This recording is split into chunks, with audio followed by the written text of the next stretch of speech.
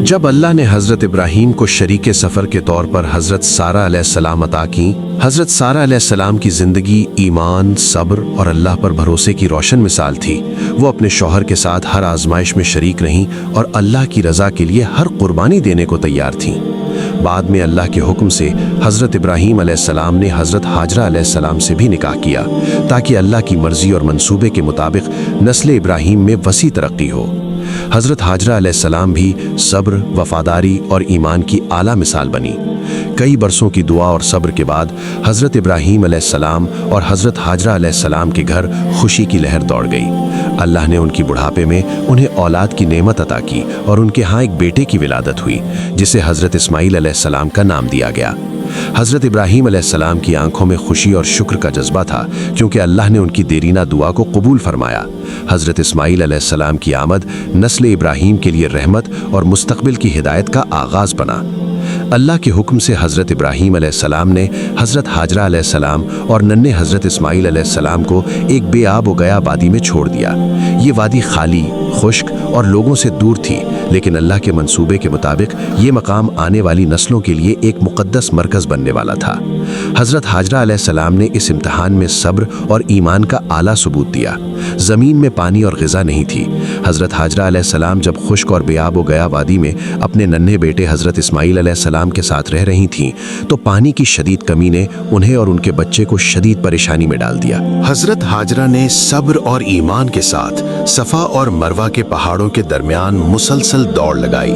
अल्लाह से मदद की दुआ की तो अल्लाह ने उनकी दुआ कबूल फरमाई और ज़मीन के बीचों बीच से ज़मज़म का पानी उभर आया।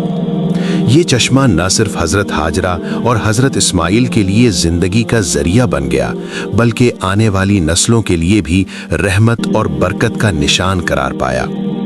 एक दिन हज़रत इब्राहीम अलैहिस्सलाम को अल्लाह की तरफ से एक ख्वाब आया, जो एक अजीम इम्तिहान की खबर लेकर आया था। ख्वाब में अल्लाह ने फरमाया, अपने बेटे को मेरे लिए कुर्बान कर दो।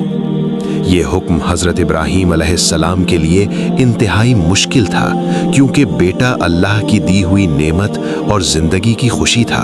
लेकिन हज़रत इब्राहीम अलैहिस्सलाम का ईमान कामिल था और दिल में अल्लाह की रज़ा की आला मोहब्बत मौजूद थी।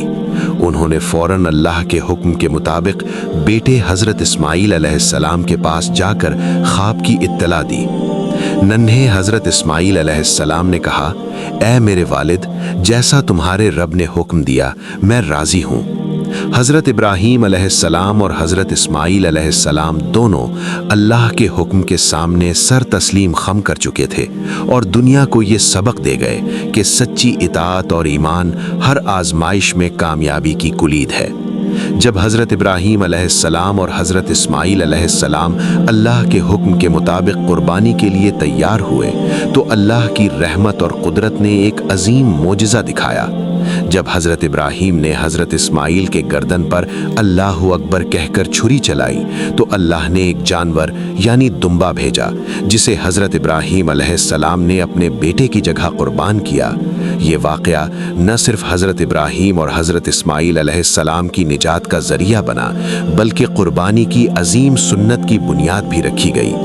कुर्बानी के मोजिज़े के बाद हज़रत इब्राहीम अलैहिस्सलाम ने अल्लाह के हुक्म के मुताबिक मक्का की वादी में खाना काबा की तामीर शुरू की।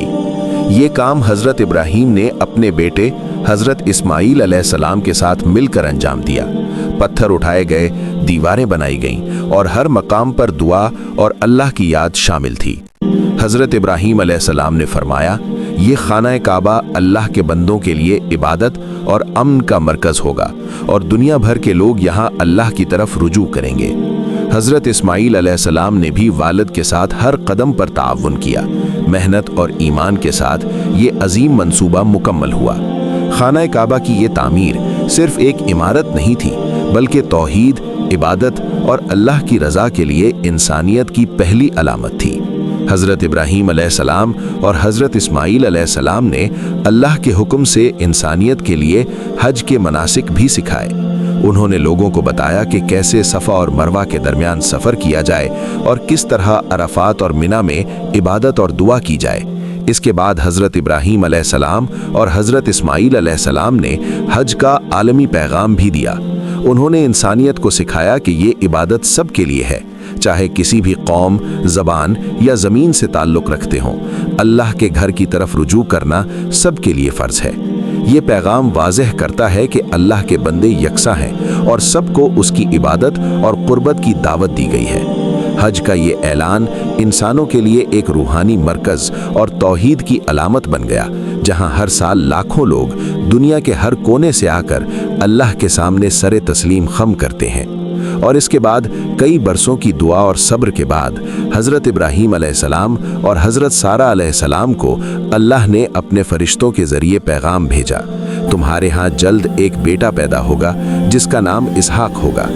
حضرت ابراہیم علیہ السلام اور حضرت سارہ علیہ السلام نے شکر کے ساتھ اس بشارت کو قبول کیا۔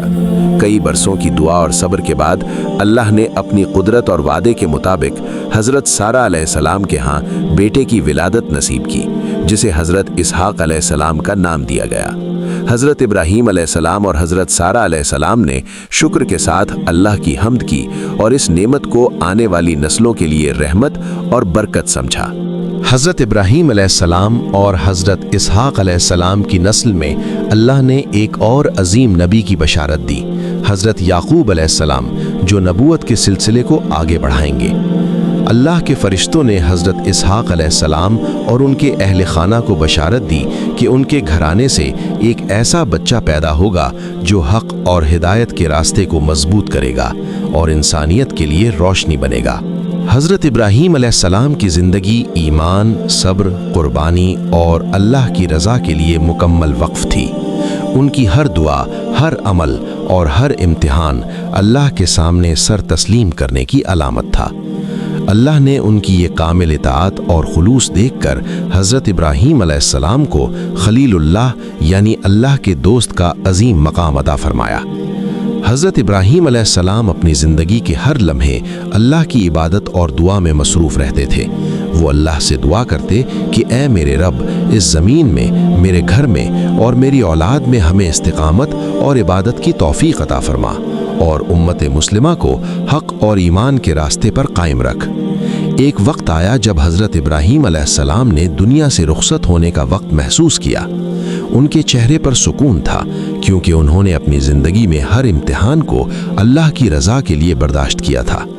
حضرت ابراہیم علیہ السلام فلسطین کے شہر الخلیل یعنی حبرون میں انتقال فرمائے۔ ان کا جسمانی تدفین غار مغفلہ میں ہوئی، جہاں آج بھی لوگ ان کی برکت، مقام اور عظمت کی یاد میں آتے ہیں۔ حضرت ابراہیم علیہ السلام کی وفات انسانیت کے لیے ایک روشن سبق ہے۔ ایمان، صبر، توحید اور اللہ کی اطاعت کی زندگی ہمیشہ یاد رکھی جاتی ہے اور آنے والی نسلوں کے لیے رہنمائی کا باعث بنتی ہے۔ یہیں سے ان کی اولاد نے نبوت اور ہدایت کا مشن جاری رکھا اور حضرت ابراہیم علیہ السلام کی روشنی ہر دل میں اللہ کی طرف رجوع اور عبادت کی تحریک دیتی رہی۔ اگر ویڈیو اچھی لگی ہو تو ویڈیو کو لائک کر دیں اور مزید ایسے ویڈیوز دیکھنے کے لیے چینل کو سبسکرائب کر دیں۔